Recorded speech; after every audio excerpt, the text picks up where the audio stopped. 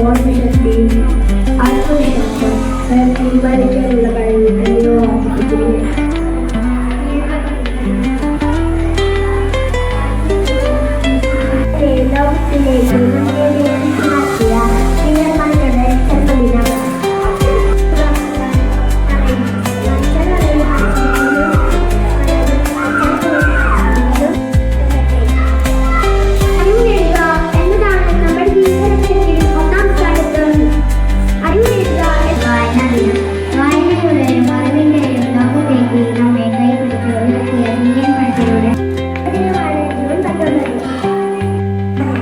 വായിച്ചു വളരുക, ചിന്തിക്കുക, നേടുക എന്ന മുദ്രാവാക്യത്തിലൂടെ കേരളത്തെ വായനയുടെ ലോകത്തേക്ക് ഉയർത്തിയ ഒരു വലിയ മനുഷ്യനാണ് അദ്ദേഹം.